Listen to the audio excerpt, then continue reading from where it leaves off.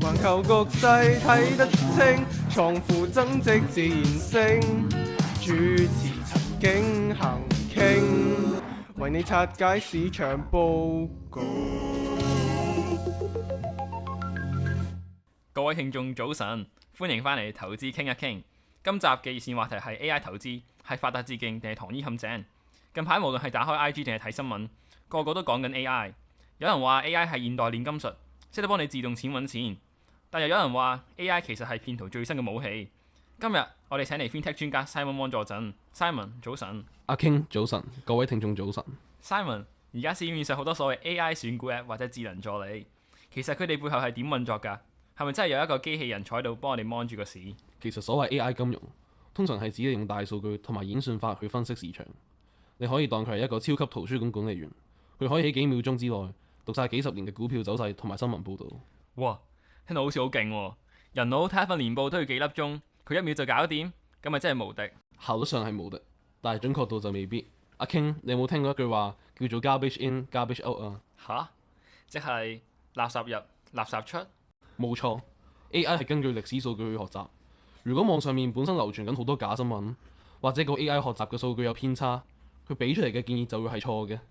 最危險嘅係好多投資者當咗 AI 係水晶球，以為佢預測嘅未來係100% 準。我明啊，即係 AI 可以係我哋嘅盲公竹，但係唔可以完全依賴佢行路，係咪咁解？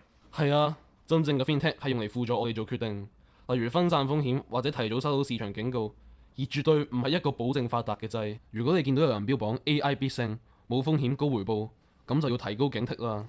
不過講就容易，當真係見到賺錢嗰陣，好難唔心動㗎喎。依家接通第一位聽眾，喂 Samuel 你好。喂，阿 King Simon Sir， 我係 Samuel 啊。頭先聽到你哋講嘅 AI 唔係水晶球，我唔係好同意喎。我最近用個 app 咧，佢用 AI 大數據分析，幫我捕捉加密貨幣嘅升浪。佢個界面好 pro 㗎，我跟住買已經賺咗2成啦。賺2成 ？Samuel 你睇到好有信心喎。梗係啦 ，AI 係世一啊！我準備問屋企人借多啲錢 all in 㗎啦，諗住畢業前就財務自由㗎啦。Samuel 同學，有錢賺固然開心啦，但係聽到你話要借錢 all in，我哋要即刻撥一撥冷水喎。你用嗰個 app 有冇 check 過係咪持牌機構嚟㗎？吓？要排嘅咩？個 AI 咁準，應該冇問題啩？嗱，呢個就係最大嘅誤解啦。AI 模型會有幻覺，即係佢有機會好正經咁樣講啲錯嘅資訊，同埋如果一個平台冇喺證監會攞牌，佢隨時會執笠走佬。你賺咗嘅錢可能根本拎唔翻出嚟，所以千祈唔好亂咁借錢投資啊！哇，聽你咁講又好似係喎，我仲未試過 cash out 啊，我真係要 check 下先啊！唔該晒 Simon Sir， 拜拜。係啊 Samuel， 記得要去證監會網頁核實啊。好，接通下一位聽眾，林婆婆你好。喂，係咪收音機啊？我有個識咗幾十年嘅老友記，佢琴日話收到個視像電話，見到個好出名嘅財經專家，叫佢快啲過到去一個戶口投資，話係獨家消息。個樣同把聲都好似嗰個專家，但係佢又覺得怪怪地，想問下係咪真㗎？林婆婆，你個朋友好警覺喎！而家有一種技術叫 Deepfake，騙徒可以利用 AI 換面同埋模仿聲線，甚至可以喺視像會議入面扮公司高層或者名人。之前都有新聞報道過，有職員因為咁樣俾人呃咗成2億港紙啊！哎呀，咁即係眼見都未為真。冇錯啊，就算 video call 見到樣，涉及大額嘅話，都一定要同本人見面去確認。如果涉及轉錢去陌生戶口，9成9都係騙局嚟㗎。明白晒，等我即刻叫住我個老友記先。多謝你嘅專家。科技發達，騙徒手法真係層出不窮啊！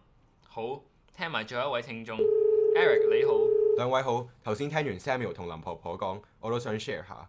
我學校都有教數碼理財，所以我平時見到網上啲必讚廣告，我會去證監會網站睇下個平台係咪喺持牌虛擬資產交易平台名單上面。早排我見到個 app 吹到好大，但我一搜查發現佢原來係無牌，仲要喺警務處個防騙伺服器度有記錄添，所以咧我就即刻 block 咗佢啦。哇 ，Eric 你做得非常之好喎！呢個就係我想講嘅口訣：派福利。